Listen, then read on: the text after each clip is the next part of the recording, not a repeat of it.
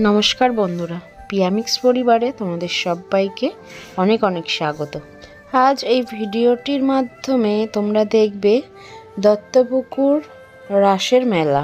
যেহেতু রাস উপলক্ষে এই মেলাটা বসে, তাই এই মেলাটাকে রাসের মেলা বলেই সবাই জানে। বাকি কথা পরে হবে, চলো আগে একটু ভগবানকে দর্শন করে নিই। এখানে প্রত্যেক বছর কিন্তু নানান রকমের বিগ্রহ আনা হয়, আর ভিতরের কারুকার্যগুলো একবারে এক এক রকমভাবে করা হয়। আর এখানে এসেই দেখি সন্ধ্যা আরতি হচ্ছে।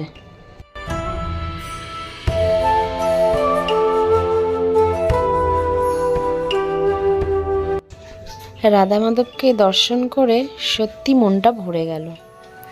যাই হোক, এখানে আসবো আর তিলক পরবো না, সেটা কেমন যেন আধুরা রয়ে যাবে। তো তিলক পরে নিয়েছি, তারপরে যে লীলা প্রদর্শন করা হয়েছে বিগ্রহের মাধ্যমে সেইগুলো একটু দর্শন করে নিচ্ছিলাম।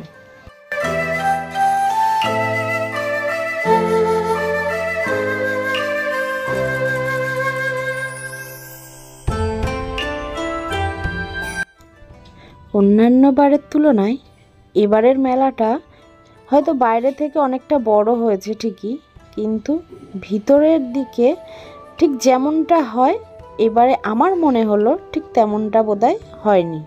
কোথাও একটা কমতি রয়েই গেছে, নিশ্চয়ই কোনো কারণবশত হবে। কারণ এই যে এখন যে কীর্তনটা বা নাম পালা যাই বলো না কেন হচ্ছে, এটা কিন্তু কোনো এক বড় মাপের শিল্পীর দ্বারা অনুষ্ঠিত করা হতো। তার মানে এই নয় যে অনুষ্ঠানটি খারাপ হচ্ছে।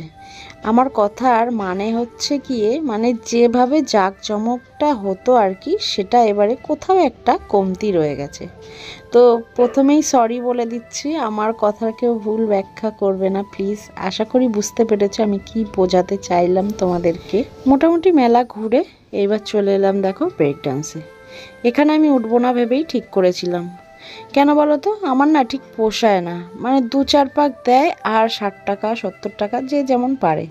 তো আমি নাই বলেছিলাম, কিন্তু বোন বলল না চল, ছোটোবেলাটাকে মনে করতে হবে। যাই হোক, উঠে পড়লাম দুজন মিলে। আর আমাকেও কিছুতেই ভিডিওটা করতে দিচ্ছিল না, যার জন্য কিন্তু লম্বা লম্বা ক্লিপগুলো নিয়ে আমাকে ভিডিওটা সারতে হলো। যাই হোক, তোমরা একটু কষ্ট করে দেখে নিও আজকের এই ছোট্ট একটি ভিডিও। আশা করছি তোমাদের সকলের মনে ধরেছে। যদি ভালো লাগে তাহলে অবশ্যই একটা লাইক, কমেন্ট, শেয়ার করতে ভুলো না। আর নতুন বন্ধুরা আসলে চ্যানেলটিকে সাবস্ক্রাইব করে পাশে থেকো। দেখা হচ্ছে পরের ভিডিওতে। টাটা।